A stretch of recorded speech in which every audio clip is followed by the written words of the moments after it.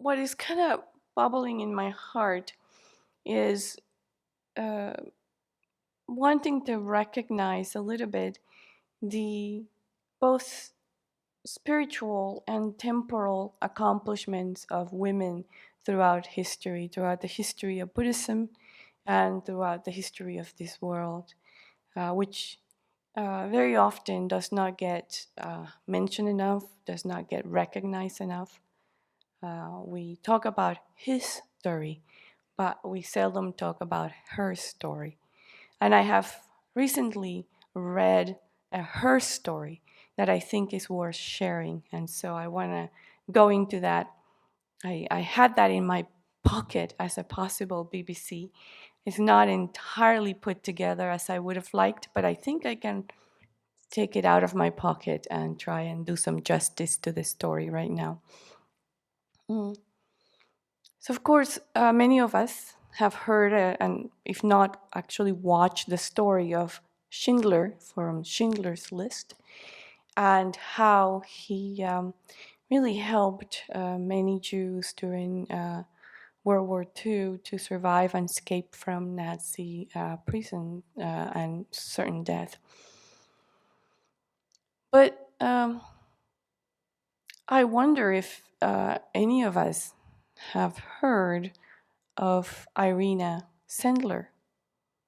Have any of us heard of Irena Sendler? Neither had I until I read this book. The book is titled Irena's Children. And Irena was a social worker in Poland. She's Polish. And she was a young 20-something, very idealistic, very intellectual, very engaged in intellectual society in Poland and in Warsaw, doing a lot of good work in social work, going to school. I know she had a network of other young women like her who were very engaged in social and political movement in Warsaw. Before the Nazi occupation, Warsaw was a thriving bed of intellectual thinking, and many of those were women who were at the edge of both education, social work, medicine. And they also had a very thriving community, Jewish community.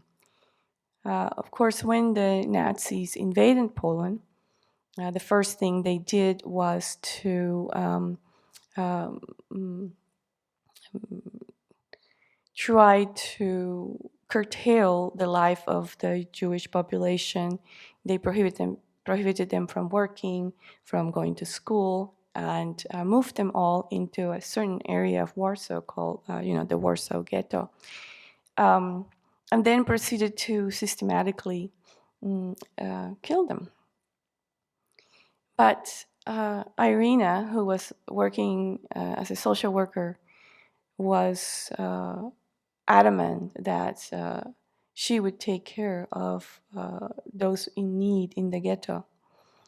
She, little by little, due to causes and conditions, and it's very interesting to see how the causes and conditions came together for her, worked to build a network of other friends, social workers, who, with a lot of courage and determination, managed to take about 2,500 Jewish children from the ghetto and place them in orphanages and shelters in order to save them from Nazi extermination. Not only that, but she also provided food and other resources to families that were stuck in the ghettos who couldn't get anything from the outside.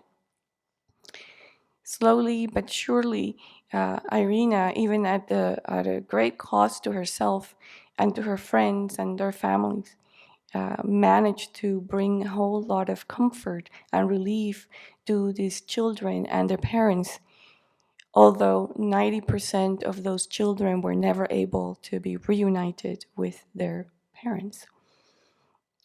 What's also quite interesting about this story and admirable about this story is that a great deal of her network was comprised of other women. So these were a number of women, all of them well educated, well placed within Warsaw society, also adamant to have a more humane way of helping those in need. Mm. And in the end, she was arrested, tortured, quite brutally, but she did not reveal the identities or the locations of where those children were placed.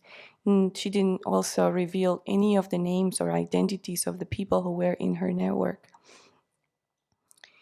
As a result of her work, she was approached and enlisted in the underground, Polish underground, where she became the general over social work and aid to needy families.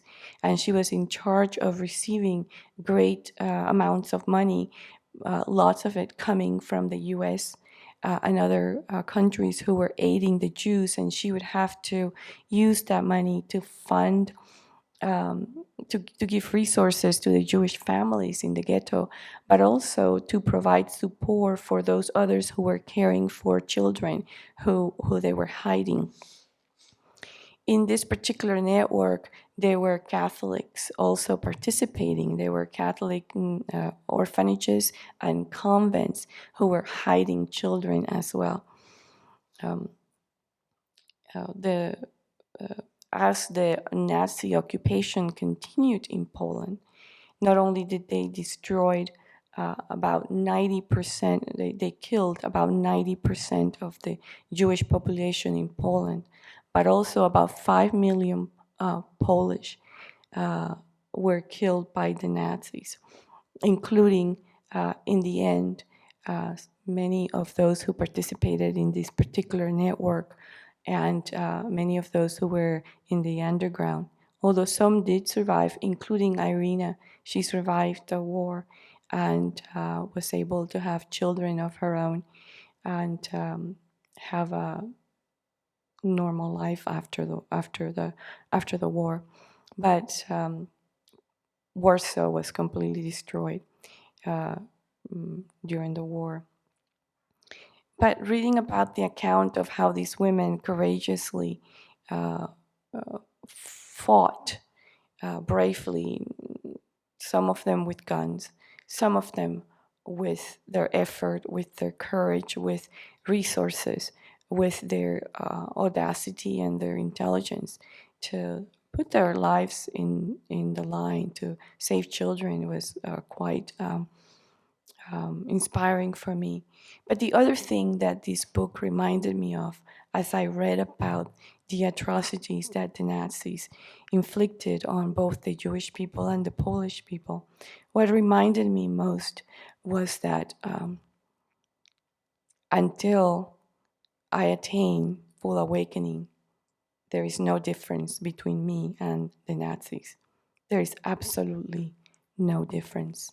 At any point in time, until the afflictions are completely eliminated, I am as capable of doing any of those actions as they were. I might have done it in the past. I could do it again in the future. So to adopt an attitude of judgment or scorn, even though towards the beings, is not conducive, although their actions were quite horrific and worthy of judgment. The Nazis, as sentient beings, deserved a lot of compassion, and any of us, including myself, could do that also at any point in time. So it made me a lot more intent in my practice to made me see the importance, the urgency of continuing to work to eliminate the afflictions and to develop bodhicitta and to attain liberation and awakening so as not to ever engage in those actions myself.